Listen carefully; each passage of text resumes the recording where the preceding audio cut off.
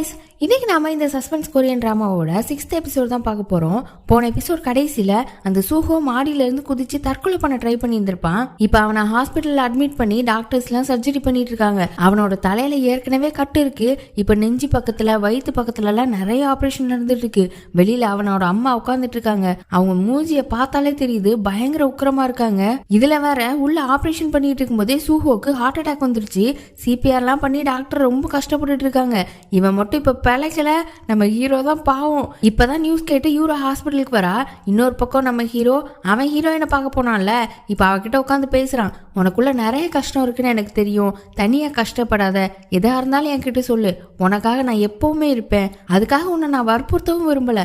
உனக்கு நீ எப்போ தோடுதோ அப்போ நீ என்கிட்ட வா, அது எவ்வளோ நாள் ஆனாலும் பரவாயில்ல, நான் உனக்காக வெயிட் பண்ணிட்டு இருப்பேன்னு சொல்றான். அவளும் அவன் பேச பேச அழுதுட்டே உட்காந்துட்டு இருக்கா. அவன் அவளோட கையை பிடிச்சி, இந்த கையை நான் எப்பவுமே விட மாட்டேன், உன்னை பத்திரமா பார்த்துப்பேன், ஐ லவ் யூ அப்படின்னு சொல்றான். ஹீரோயின் கிட்ட இப்படி பேசிட்டு இருக்கும் போதே சூஹோட நியூஸ் அவனுக்கு வந்துருச்சு. உடனே ஹாஸ்பிட்டலுக்கு கிளம்புறான். அப்ப எதிர்த்தாப்புல ஹீரோ வரா. அவளை பார்த்ததும் சூஹோ எப்படி இருக்கான்னு கேட்க, இன்னுமே சர்ஜரி போயிட்டு இருக்கு, நீங்க இப்ப உள்ள போக வேணாம், அது உங்களுக்கு நல்லது இல்லை அப்படின்னு சொல்றா. அவங்க அம்மாவை மீன் பண்ணி தான் சொல்றா போல. ஆனா அவன் கேட்காம உள்ள போயிட்டான். உள்ள சேர்மன் ஒய்ஃபும் அவனை உக்கிரமா பாக்குறாங்க. இப்ப அடுத்த நாள் ஆயிட்டு நியூஸ்ல எல்லா விஷயமும் வருது. இந்த வாட்டியும் சூஹோவை வாரண்ட் இல்லாம தான் அரெஸ்ட் பண்ணிருக்காங்க. ஆனா அவன் மேல சந்தேகம் இருக்கிற மாதிரியான எவிடன்ஸ் கிடைச்சிச்சான். அதை வச்சுதான் அரெஸ்ட் பண்ணிருப்பாங்க அப்படின்னு நியூஸ்ல சொல்றாங்க. ப்ராசிக்யூட்டர் ஆபீஸ்ல வச்சுதானே சூஹோ தற்கொலை பண்ண ட்ரை பண்ணி இருந்திருப்பான். அதனால டிசிப்ளினரி கமிட்டில இருந்து ஆளுங்க விசாரிக்க வந்திருக்காங்க. ஹீரோ டீம் கேஸுக்காக கலெக்ட் பண்ணி எல்லா எவிடன்ஸ் ஃபைல் எல்லாத்தையுமே எடுத்துட்டாங்க. அப்புறம் சூஹோவை ஹீரோவோட டீம்ல உள்ள 2 பேர் தான் கூட்டிட்டு போயிருந்திருப்பாங்க. அவங்க 2 பேரையுமே கூப்பிட்டு விசாரிக்காங்க. அதுலயும் நம்ம ஹீரோ சூஹோ கிட்ட பென்டிரைவை பத்தி கேட்க போறதுக்கு முன்னால சிசிடிவி ஆஃப் பண்ணிட்டு தானே போயிருந்திருப்பான். அதுதான் இப்ப பிரச்சனையே. ஹீரோ சூஹோவை என்ன பண்ணான், பயமுறுத்தினானா, மென்டல் டார்ச்சர் பண்ணானா, எதனால அவன் தற்கொலை பண்ணான்னு கொஞ்சம் ஹார்ஷாவே விசாரிக்கிறாங்க. ஹீரோவோட டீம்ல உள்ளவங்களும் முடிஞ்ச அளவு ஹீரோ சைடு தான் பேசுறாங்க. அப்புறம் கடைசியா ஹீரோவையும் கூப்பிட்டு விசாரிக்கிறாங்க. இப்ப எல்லாரையுமே விசாரிச்சு முடிச்சுட்டு ஹீரோ சைடு தான் ஸ்ட்ராங்கா பேசுறதுக்கு எந்த பாயிண்ட்டுமே இல்லையே, இது கண்டிப்பா பெரிய இஷ்யூ ஆகும் அப்படின்னு சீஃப் கிட்ட சொல்லிட்டு விசாரிக்க வந்தவங்க கிளம்பிட்டாங்க. இப்ப சீஃப்க்கு என்ன பண்றதுனே தெரியல. ஹீரோவை கூப்பிட்டு நல்லா திட்டுறாரு. கடைசியா ஹீரோவை இந்த கேஸ்ல இருந்தும் எடுத்துட்டாங்க. விசாரணை கமிட்டி முடிகிற வரைக்கும் நீ இந்த பக்கம் வராதுன்னு சொல்லி அனுப்பிட்டாங்க. அப்புறம் அப்படியே சூஹோவை கட்டுறாங்க. அவனுக்கு இப்ப எல்லா ஆபரேஷனும் முடிஞ்சிச்சு. உயிருக்கு பாதிப்பு இல்ல, ஆனா அவன் இன்னுமே கண்ணு முழிக்கல. உடம்புல எக்கச்சக்க உறுப்புகள் பாதிக்கப்பட்டிருக்கு. முதுகெலும்புல கூட செம்ம அடியான். கொஞ்ச நாள் பார்த்துட்டு தான் எதனால பண்ண முடியும் டாக்டர் சொல்லிட்டு போயிட்டாரு. அவன் இதுக்கப்புறம் பழைய மாதிரி இருப்பானா என்னன்னே தெரியல. இதெல்லாம் கேட்டதும் சூஹோவோட அம்மாவுக்கு எப்படி இருக்கும். அந்த அம்மாவுக்கு இப்ப ஃபுல் கோவம் ஹீரோ மேலதான். என் புள்ள கண்ணு முழிச்சு இந்த உலகத்தை பார்க்கலனா அவனுக்கும் கண்ணு இருக்காது, என்னோட புள்ள இந்த பூமியில கால் வைக்கலனா அவனாலையும் வைக்க முடியாதுன்னு ரொம்ப வெறிய அவங்களோட தம்பி கிட்ட பேசிட்டு இருக்காங்க. இத வெளியில நின்று யூரா கேட்டுடுறா. அவளுக்கு ஹீரோ மேல லவ் தானே, ஒரு மாதிரி அப்செட் ஆயிட்டா. இன்னொரு பக்கம் நம்ம ஹீரோ அவனோட டீம் டிடெக்டிவ்ஸ் எல்லாருமே ஒரு ரெஸ்டாரண்ட்ல உட்காந்து சாப்பிட்டுட்டு சரக்கடிச்சிட்டு இருக்காங்க. ஹீரோ எந்த தப்பு பண்ணல, ஆனா அவனுக்கு எதுக்கு இவ்வளவு பெரிய தண்டனைன்னு இதை யாராலையுமே ஏத்துக்க முடியல. எல்லாருமே ரொம்ப டல்லா இருக்காங்க. ஆளாளுக்கு புலம்பிட்டு உட்காந்துட்டு இருக்காங்க. கொஞ்ச நேரம் கழிச்சு ஹீரோ டீம் லீடரை மட்டும் தனியா கூப்பிட்டு, நேத்து நைட்டு பென்டிரைவ் திருடுறதுக்கு ஒருத்தன் வந்தானா அந்த விஷயத்த சொல்றான். அந்த பென்டிரைவ் ஹீரோ கிட்ட தானே இருக்கு, ஆனா அதை அவன் எடுத்துட்டு போயிட்ட மாதிரி தான் சொல்றான். அந்த திருடனுக்கு எப்படி நம்ம ஆபீஸ்ல எந்தெந்த ரூம் எங்கெங்க இருக்குன்னு தெரியும், அப்படின்னா நமக்குள்ளே ஒரு ஸ்பை இருக்கான்ற மாதிரியும் ஹீரோ சொல்றான். டீம் லீடரும் சரி அது யாருன்னு நான் கண்டுபிடிக்கிறேன், நீ போய் ஃபர்ஸ்ட் ரெஸ்ட் எடு, ரொம்ப டயர்டா இருக்கேன்னு ஹீரோவை சொல்லி அனுப்புறாரு. ஹீரோ இப்ப அவனோட வீட்டுக்கு போகல, அவனோட அம்மா அப்பாவுக்கு சாமி கும்பிடுவாங்கல்ல அந்த கோயிலுக்கு பஸ்ல போயிட்டு இருக்கான். அப்போ ஹீரோயின் கிட்ட இருந்து கால் வருது. அவ இப்ப அவனோட வீட்டுல இருந்துட்டே தான் போன் பண்றா. ஆனா அவன் இருந்துட்டு நான் வீட்டுல தான் இருக்கேன் அப்படின்னு சொல்லிடுறான். இவ ஒண்ணு என்ன இப்படி சொல்றான் அப்படின்னு யோசிச்சுட்டு, சார் நான் சும்மா தான் போன் பண்ணேன் அப்படின்னு சொல்லிட்டா. அப்புறம் அன்னைக்கு நைட்டு ஹீரோ அந்த கோயிலுக்கு போய் சாமி கும்பிட்டுட்டு அங்கேயே தங்கிட்டான். அடுத்த நாள் காலையில எந்திரிச்சு வெளியில வந்தா ஹீரோயின் கரெக்டா வந்து எதிர்த்தாப்புல நிக்கிறா. அப்புறம் 2 பேரும் ஒரு ரெஸ்டாரண்ட்ல டீ குடிச்சிட்டு பேசிட்டே இருக்காங்க. ஹீரோ அவகிட்ட நேத்து நைட்டு ரொம்ப டயர்டா இருந்துச்சு, என்னென்னமோ நடந்து போச்சு, அதெல்லாம் சொல்லி உன்னை வருத்தப்பட வைக்க வேணாம் தான் போய் சொன்னேன்னு சொல்றான். அவளும் புரிஞ்சுக்கிறா. அப்புறம் 2 பேரும் அப்படியே அந்த கோயிலை சுத்தி சாமி எல்லாம் கும்பிடுறாங்க. இவங்க 2 பேரும் இப்படி ஒன்னா போயிட்டு இருக்கிறத மின்ஹோட அசிஸ்டன்ட் இருக்கான்ல அவன் பார்த்துட்டு நிக்கிறான். இவன் எதுக்கு இவங்களை ஃபாலோ பண்றான்னு தெரியல. அப்படியே அங்க ப்ராசிக்யூட்டர் ஆபீஸ்ல காட்டுறாங்க. ஹீரோவை தான் கேஸ்ல இருந்து எடுத்துட்டாங்கல்ல. இப்போ இந்த கேஸை யாரு ஹேண்டில் பண்றான்னு பார்த்தா சீஃப் தான். அவருக்கு கீழே ஆல்ரெடி ஹீரோக்கு கீழே இருந்த டீம் அப்படியே வேலை பாக்குறாங்க. சீஃப் எப்படியா இந்த கேஸை 1 மாசத்துக்குள்ள முடிக்கணும்னு சொல்றாரு. இதுல யாருக்குமே உடன்பாடு இல்ல. இவங்க ஏதாச்சும் இன்ஃபர்மேஷன் சொன்னாலும் இதையா முன்னாலேயே சொல்லல அப்படின்னு கேக்குறாரு. அதான் நேத்தே சொல்லிட்டேன்னு சொன்னா சொல்லிட்டேன்னு சொன்னதை ஏன் சொல்லலன்றாரு. இவருக்கு கீழே வேலை பாக்குறது எல்லாருக்குமே ரொம்ப கடுப்பா இருக்கு. இன்னொரு பக்கம் சேர்மனோட ஒய்ஃப் அவங்களுக்கு சூஹோ இன்னும் கண்ணு முழிக்கலன்றது ரொம்ப கோவம். அதே ஹாஸ்பிட்டல்ல தான் சேர்மனையும் வச்சிருப்பாங்க. இப்ப அவரோட ரூமுக்கு போய் அவரை நல்லா திட்டி தீத்துட்டு, என் பிள்ளையே அங்க சாக கிடக்குறான், உனக்கு எதுக்கு ஆக்சிஜன் டியூப்னு மூக்குல வச்சிருந்ததை உருவி விட்டாங்க. அவருக்கு அப்படியே இழுக்குது, பல்ஸ் எல்லாம் குறையுது. கரெக்டா அப்ப யூராவும் இவரோட ரூமை பார்த்து தான் வந்துட்டு இருக்கா. அவ கரெக்டா உள்ள வரும்போது இந்த அம்மா டியூபை மாட்டி விட்டுருச்சு போல. அவரோட பல்ஸும் நல்லா நார்மல் ஆயிருச்சு. இப்ப யூரா அவ அம்மா கிட்ட நான் கோசன்ல வந்து ஜாயின் பண்ணிக்கிறேன் அப்படின்னு சொல்றா. ஹீரோவை இந்த அம்மா கிட்ட இருந்து காப்பாத்துறதுக்கு தான் இப்படி ஒரு முடிவு எடுக்கிற மாதிரி தெரியுது. அடுத்து அவளோட மாமா, அதான் அந்த சேர்மன் ஒய்ஃபோட தம்பி, அவர்கிட்ட போய் அம்மா உங்ககிட்ட ஹீரோவை பத்தி பேசினதா நான் கேட்டேன், அவனால நீங்க எதுவுமே பண்ணக்கூடாது, அம்மா இப்போ சோகத்துல இருக்கிறதுனால தான் இப்படி பேசுறாங்க, இந்த மாதிரி தப்பெல்லாம் நீங்க பண்ணிட்டே இருந்தீங்கன்னா நீங்க அம்மா கோசன் எல்லாமே அழிஞ்சு போயிரும், பார்த்து நடந்துக்கோங்கன்னு சொல்றா. அவரும் ஆமாமா நீ சொல்றது கரெக்டு தான், நான் பாத்துக்கிறேன், நீ கவலைப்படாத அப்படின்னு சொல்லிட்டு நேரா அக்கா கிட்ட போய் ஆமாக்கா நீ சொன்ன மாதிரி தான் சொல்றாரு. என்னன்னு பார்த்தா ஆல்ரெடி இவங்க யூரா இப்படிதான் பண்ணுவான்னு கெஸ் பண்ணி வச்சிருந்திருக்காங்க. இவரும் யூரா சொன்ன எல்லாத்தையுமே சொல்றாரு. அப்பதே அவகிட்ட சும்மா தான் நான் பாத்துக்கிறேன்னு சொல்லியிருக்காரு. இப்ப ரெண்டும் என்ன பண்ண போதுங்களோ. இன்னொரு பக்கம் ஹீரோ டீம் லீடரை பார்த்து இன்வெஸ்டிகேஷன் எந்த லெவல்ல போயிட்டு இருக்குன்னு கேக்குறான். அவரும் நம்ம சீஃபை வச்சுக்கிட்டு இந்த கேஸை பண்ணுனா உண்மையான குற்றவாளியை கண்டுபிடிக்கவே முடியாது, அந்த கோசனோட தலையீடும் சேர்ந்து தப்பான ஒருத்தரை தான் அவங்க அரெஸ்ட் பண்ணுவாங்கன்னு சொல்றாரு. அப்புறம் டீம்ல யாரோ ஸ்பை மாதிரி இருக்காங்கன்னு ஹீரோ சந்தேகப்படுறான்ல, அதுவும் யாருன்னு இன்னும் கண்டுபிடிக்க முடியலையா. இப்ப ஹீரோ டீம் லீடர் கிட்ட பேசிட்டு அந்த பென்ட்ரைவை கையில வச்சு கொஞ்ச நேரம் யோசிச்சுட்டு நேரா சூஹோவோட வைஃப் இருக்கால அவளை போய் பாக்குறான். பென்ட்ரைவை டேபிள்ல வச்சுட்டு இதுக்குள்ள இருக்கிற ஆதாரம் தான் சூஹோ மின்ஹோவை சாகடிச்சதுக்கான காரணமா இருக்கும். ஆனா அதுவே இன்னொரு ஆங்கிள் பார்த்தோம்னா மின்ஹோவை சாகடிக்கிறதுக்கான மோட்டிவ் உங்ககிட்டயும் இருக்கு, உங்களுக்கு தெரிஞ்ச எல்லா விஷயத்தையும் சொல்லிருங்க அப்படின்னு கேக்குறான். அதுக்கு அவளும் எல்லா உண்மையையும் சொன்னா அந்த பென்ட்ரைவை எனக்கு கொடுத்துருவீங்களான்னு கேக்குறா. உண்மையை சொன்னா அப்படின்னு சொல்ல இவளோட சைடு கதையை சொல்ல ஆரம்பிக்கிறா. இவளுக்கும் சூஹோக்குமே கல்யாண வாழ்க்கை நல்லா இருந்திருக்காது தானே. அவன் வேற எப்ப பார்த்தாலும் ட்ரக்ஸ் பொண்ணுங்கன்னு இருப்பானா. இவளுக்கு என்ன பண்ணனே தெரியாம ஒரு பக்கம் அழுதுட்டே உட்காந்துட்டு இருந்திருக்கா. அந்நேரம் இவளுக்கு ஆறுதல் சொல்ல வந்த ஒரே ஆளு மின்ஹோ. அவன் இவளுக்கு ஆறுதல் சொல்ற மாதிரியே பேசி நான் எப்பவும் உனக்காக இருப்பேன் அப்படி இப்படின்னு ஆசை வார்த்தைலாம் காட்டி ஒன்னா இருந்திருக்கான்.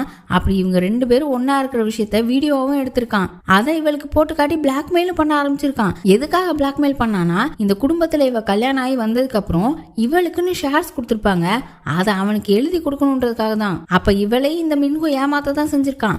இப்ப இந்த கதையெல்லாம் சொல்லி முடிக்கவும் ஹீரோ இருந்துட்டு அப்புறம் எதுக்கு இந்த பென்ட்ரைவ் சூஹோ கிட்ட இருந்துச்சுன்னு கேக்குறான். அது ஏன்னு இவளுக்கே தெரியல. இதுல இன்னொரு முக்கியமான விஷயம் என்னன்னா, ஹீரோயினுக்குமே இவங்க ரெண்டு பேரும் அஃபேர்ல இருக்கிறது ஃபர்ஸ்டே தெரியும். அதாவது அந்த வீடியோவை பென்ட்ரைவ்ல பாக்குறதுக்கு முன்னாடியே எப்படின்னா சூஹோவோட ஒய்ஃப் வேணும்னே மின்ஹோவோட பெட்ல அவளோட கம்மல் ஒன்னொன்னையா அப்பப்ப கழட்டி வச்சுட்டு போவாலாம். ஹீரோயின் அதை பார்த்து எடுத்து வச்சுட்டே இருந்திருக்கா. ஒரு நாள் அது எல்லாத்தையுமே இவகிட்ட போய் கொடுத்துருக்கா. அதை வச்சுதான் ஹீரோயினுக்கு இந்த விஷயம் தெரியும் அப்படின்றது இவளுக்கு தெரியும். அது மட்டும் இல்லாம இந்த மின்ஹோ நான் ஹீரோயினை லவ் பண்ணல, உன்னதான் லவ் பண்றேன் அப்படின்ற மாதிரிலாம் பேசியிருக்கான். அதை ஹீரோயினுக்கு தெரியப்படுத்தணும்ன்றதுக்காக வேணும்னே இவதெல்லாம் பண்ணிருக்கா. மின்ஹோ இவளதான் லவ் பண்றா அப்படின்னு தப்பு கணக்கு போட்டிருந்திருக்கா. இதையும் ஹீரோ கிட்ட சொல்ல ஏன் இப்படி அருவருப்பா இருக்கீங்கன்னு டைரக்டாவே கேட்டுட்டான். அவ என்ன வேணா சொல்லிட்டு போ, இப்ப நான் சஸ்பெக்ட் லிஸ்ட்ல இருந்து போயிட்டேனா அப்படின்னு கேக்குறா. இன்னும் இல்ல அப்படின்னு சொன்னதும் ஏன் என்ன மட்டும் இந்த ஆங்கிள் பாக்குறீங்க, இதே ஆங்கிள் ஹீரோயினையும் பார்க்கலாமே, என்னை விட மின்ஹோவை சாகடிக்கணும்னு நினைக்கிறது அவளாதான் இருப்பா அப்படின்னு சொல்றா. இதை கேட்டதும் ஹீரோக்கு செம்மையா கோவம் வந்துருச்சு. ஒரு கண்ணாடி டம்ளர் எடுத்து அந்த பென்ட்ரைவ் மேலேயே போட்டு அடிச்சு உடைச்சிட்டான். அப்புறம் அதே கோவத்தோட வீட்டுக்கு போய் ஃப்ரிட்ஜ்ல இருந்த பீர் பாட்டில் எடுத்து குடிச்சிட்டு உட்காந்துருக்கான். நடுவுல ரிப்போர்ட்டர் ஃப்ரெண்டு கிட்ட இருந்து கால் வருது, அதையும் அட்டன் பண்ணல. அப்படியே அங்க ரிப்போர்ட்டர் ஃப்ரெண்டை காட்டுறாங்க. அவன் நிறைய நேரம் ஹீரோயினோட ஃப்ரெண்டு ரெஸ்டாரண்ட்ல தான் இருக்கான். இப்போவும் அங்கதான் இருந்துகிட்டு ஹீரோயினோட ஃப்ரெண்டு கூட கிண்டல் பண்ணி விளையாடி பேசிட்டு இருக்கான். இதை பார்க்கும்போது ஹீரோயினுக்கு ஹீரோவை மிஸ் பண்ற மாதிரி இருக்கு. அப்படியே அடுத்த நாள் ஆயிடுச்சு. யூராவை காட்டுறாங்க. அவ கோசனுக்கு வரேன்னு சொல்லிட்டாளா. கோசனோட லீகல் டீமுக்கும் டைரக்டர் ஆயிட்டா. இதுக்கு முன்னால அசிஸ்டண்டா வேலை பார்த்த லாயரையும் இங்கேயே கூட்டிட்டு வந்துட்டா. முதல் நாளே கோசனோட லீகல் டீம் கூட மீட்டிங். லாயர்ஸ் எல்லாருமே உட்காந்துருக்காங்க. அவங்க கிட்ட சூஹோவை இன்னசென்ட்னு ப்ரூவ் பண்றதுக்கு என்ன ஸ்ட்ராட்டஜி வச்சிருக்கீங்கன்னு கேக்குறா. அதுக்கு அந்த டீம்ல உள்ளவங்களும் நாங்க கிடைச்ச எல்லா விஷயத்தையுமே வச்சு பார்த்தோம், லோக்கல் கோர்ட்ல இல்லைனாலும் சுப்ரீம் கோர்ட்டுக்கு போனா கண்டிப்பா நமக்கு ஆதரவா தான் ஜட்ஜ் இருப்பாங்க, மக்கள் தான் பிரச்சனை, அதுவும் மீடியால இந்த நியூஸை போடாம கொஞ்ச நாள் அப்படியே போச்சுன்னா அதுவும் நமக்கு சாதகமாயிரும் அப்படின்னு ஒரு பிளான் சொல்றாங்க. இது யூராக்கு பிடிக்கல. என்னடா இது கேவலமான ஸ்ட்ராட்டஜி அப்படின்னு பார்த்துட்டு இதை தாண்டி வேற ஏதாவது ஐடியா இருக்கா அப்படின்னு எல்லாத்தையுமே கேட்கிறா. ஆனா யாருமே வாயை திறக்கல. உடனே எல்லாரையுமே வெளியே போங்க அப்படின்னு அனுப்பி விட்டுட்டா. அங்க ஹாஸ்பிட்டல்ல சூஹோவை டாக்டர் செக் பண்ணிட்டு இருக்காங்க. அவன் கண்ணுல இப்ப அசைவு வந்துருச்சு. ஆனா அவன் பழைய மாதிரி எந்திரிச்சு நடப்பான்ற மாதிரிலாம் கன்ஃபார்மா சொல்ல முடியாதுன்னு டாக்டர் சொல்லிட்டாரு. இதை கேட்டதுமே அவன் அம்மாவுக்கு செம்ம கோவம் வந்துருச்சு. உடனே போன் எடுத்து அந்த ஹீரோவை நாம என்ன பண்ணணும்னு இருந்தோமோ அதை பண்ணுங்க அப்படின்னு சொல்லிட்டாங்க. இப்ப அப்படியே அந்த ஃபைட்டரை காட்டுறாங்க. அவன் அந்த பார்பர் கடையில தான் உட்காந்துருக்கான். அங்க ஒரு டிவி வச்சு அதுல ஒரு சிசிடிவியை பார்த்துட்டு இருக்கான். என்னன்னு பார்த்தா பைலட்டோட ஒய்ஃபை ஏதோ ஒரு மிருகம் மாதிரி கூண்டுல போட்டு அடைச்சி வச்சிருக்காங்க. அந்த வேலையை பார்த்தது இவன் தான் போல. அது இப்ப லைவா இவனுக்கு வந்துட்டு இருக்கு. அதை அப்படியே பார்த்துக்கிட்டு புக் வாசிச்சுட்டு இருக்கான். அப்ப அவனுக்கு கால் வருது. கண்டிப்பா சேர்மன் ஒய்ஃபோட தம்பியா தான் இருக்கும். ஹீரோவை போட்டு தள்ளதான் சொல்லியிருப்பாரு. அப்படியே திரும்பவும் யூராவை காட்டுறாங்க. அவ லாயர்ஸ் எல்லாரையுமே வெளியில போங்கன்னு சொன்னால, அவ அதோட நிறுத்தல. எல்லாரையுமே வேலையை விட்டு தூக்கிட்டாலாம். இந்த நியூஸை கேட்டுட்டு அவளோட மாமா விறுவிறுன்னு வந்து, என்ன பிரச்சனை, ஏன் எல்லாருமே வேலையை விட்டு தூக்குன, அம்மா கிட்ட ஒரு வார்த்தை கேட்க வேணாமா அப்படின்னு ரொம்ப பதட்டமா சொல்றாரு. இதெல்லாம் என்னோட கட்டுப்பாட்டுல இருக்கிறது, நான் யாருக்கிட்டையுமே பெர்மிஷன் கேட்க மாட்டேன் அப்படின்னு அவ சொல்லும்போது, என்னவா இருந்தாலும் நீ அம்மா கிட்ட தானே கேட்கணும், அவங்க சொன்னதுக்கு அப்புறம் தான் செய்யணும் அப்படின்னு ரொம்ப பதட்டப்படுறாரு. இவர் இப்ப சொன்ன வார்த்தையை கேட்கும் போதுதான் இவளுக்கு ஒரு எண்ணம் வருது. இந்த ஆள் அவரோட சுயமா எதுவுமே செய்ய மாட்டாரு, அக்கா சொல்றதை மட்டும்தான் கேட்பாரு. அப்ப அன்னைக்கு ஹீரோவை எதுவுமே பண்ணாதீங்கன்னு இவ சொன்னப்போ இவரும் சரி நான் எதுவுமே பண்ணல நீ கவலைப்படாதன்னு சொல்லியிருப்பாரா? இவர் என்னைக்கு இவரா முடிவு எடுத்தாரு, அம்மா சொன்னது தானே கேட்பாருன்னு. இப்பதான் யூராக்கு ஸ்ட்ரைக் ஆகுது. உடனே அவளுக்கு ஒரு மாதிரி பயமாயிருச்சு.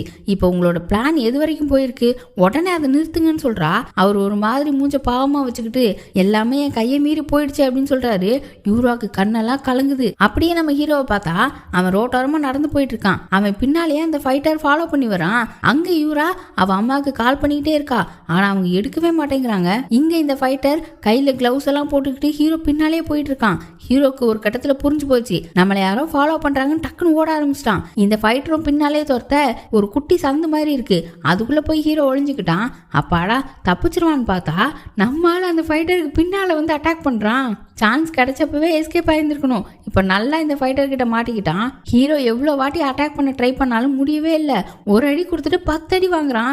அடினா அடி, அந்த அடி ஹீரோவை அடிச்சே கொண்டுருவான் போல. அங்க யூரா ஹாஸ்பிட்டல்ல இருக்கிற அவளோட அம்மா கிட்டவே போயிட்டா. இதெல்லாம் தப்புமா, இப்படி பண்ணக்கூடாது, எப்படி இருந்தாலும் எல்லாருக்குமே தெரிஞ்சிரும், இதெல்லாம் பண்ணாதீங்கன்னு ரொம்ப கெஞ்சிரா.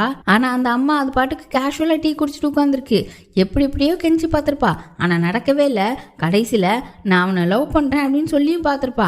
அதுக்கு அந்த அம்மா அவளை பார்த்து கேவலமா சிரிச்சிட்டு, நீ ரொம்ப அறிவாளின்னு நினைச்சேன், அவனை போய் லவ் பண்ற, சரி வெளியே போ, எனக்கு டயர்டா இருக்குன்றாங்க. யூரா அதே இடத்துல நின்று அழுதுட்டு நிக்கிறா. அப்ப அவளுக்கு சேர்மன் உயில் பத்தின விஷயம் ஞாபகம் வருது. ஃபேக்கான உயிலை இவங்க ரெடி பண்ணாங்கன்னு தெரிஞ்சதுமே சூஹோ கத்திட்டே வெளியில போனப்ப இவ எதிர்த்தாப்புல வந்திருப்பாளா, அப்பவே அவன் இந்த உயிலை பத்தி அவகிட்ட சொல்லி இருந்திருப்பான் போல. இப்ப அதை வச்சு அப்பா எதுக்கு ஹீரோவை ஃபேமிலி டின்னருக்கு கூப்பிட்டாரு தெரியுமா, அவரோட உயிலை மாத்தி எழுதுறதுக்கு. அது ஹீரோவே என்கிட்ட சொன்னான். இப்ப அவனுக்கு மட்டும் ஏதாவது ஆச்சுன்னா அந்த உயில் எங்க இருக்குன்னு யாருக்கும் தெரியாது, என்னைக்காவது ஒரு நாள் கண்டிப்பா அது வெளியில வரும்னு சொல்றா. இப்பதான் இந்த அம்மாவுக்கு கொஞ்சம் பயம் வருது. இவங்க இங்க ஷாக் ஆகி ஸ்லோ மோஷன்ல டயலாக் பேசி முடிக்கிறதுக்குள்ளவே அங்க ஹீரோ உயிர் போயிரும் போல. அந்த அளவு அடி வாங்கிட்டு இருக்கான். அந்த ஃபைட்டர் ஹீரோவை அடிச்சு கழுத்தை பிடிச்சி அமுக்குறான். ஹீரோ அப்படியே மயங்கிட்டான். இங்க சேர்மன் ஒய்ஃப் யூரா கிட்ட, அப்ப அந்த உயிரை எனக்கு எப்போ எடுத்து கொடுப்ப அப்படின்னு கேக்குறாங்க. அவளும் என்னால எவ்வளவு சீக்கிரம் முடியுமோ அவ்வளவு சீக்கிரம் தேடி கொண்டு வந்து கொடுக்குறேன், தயவு செஞ்சு அவனை விட்டுருங்க அப்படின்னு சொல்றா. அங்க அந்த ஃபைட்டர் ஹீரோவோட கழுத்தை அறுக்கிறதுக்கு கத்திய கையில எடுத்துட்டான். கரெக்டா கழுத்து கிட்ட கொண்டு போகும்போது கால் வந்துருச்சு. ஹீரோவை விட சொல்லிட்டாங்க போல. சரின்னு அவனும் ஹீரோவை அப்படியே போட்டுட்டு கிளம்பிட்டான். அப்புறம் எப்படியோ ஹீரோவை ஹாஸ்பிட்டல் அட்மிட் பண்ணி வச்சிருக்காங்க. ஹீரோயினுக்கு தான் ஃபர்ஸ்ட் கால் வருது. அவ அழுதுட்டே ஹாஸ்பிட்டலுக்கு வந்து அவனை பாக்குறா. இப்ப அவன் கண்ணு முழிச்சிட்டான். அவன் பக்கத்துல உட்காந்து அழுதுட்டு இருக்க. எந்த ஹாஸ்பிட்டல்னு விசாரிச்சு யூராவும் வந்துட்டா. ஹீரோ எங்கன்னு ரிசப்ஷன்ல கேட்டுட்டு கரெக்டா அவனோட பெட்டு பக்கத்துல போகும்போது அவனுக்கு எதிர்த்தாப்புல ஒரு பொண்ணு உட்காந்துருக்கிறத பாத்துட்டா. சரி பின்னாடி பக்கம் தானே பாக்குறா, முகத்தை பார்க்காம போயிடுவான்னு பார்த்தா ஹீரோயின் வர சைடா திரும்பிட்டா. யூராவும் அவளோட முகத்தை பார்த்துட்டா. அப்படியே எபிசோட முடிச்சிட்டாங்க. இந்த யூரா மட்டும் வில்லியானா அவ அம்மாவுக்கு மேல இருப்பா. ஹீரோயின் என்னென்னலாம் பண்ண போறான்னு தெரியல. அதெல்லாம் வரப்போற எபிசோட்ல பார்ப்போம். அதுக்கு சேனலை சப்ஸ்கிரைப் பண்ணி பெல் ஐகானை பிரஸ் பண்ணி வச்சுக்கோங்க. வீடியோ பிடிச்சிருந்தா லைக் பண்ணுங்க, ஷேர் பண்ணுங்க. Bye by.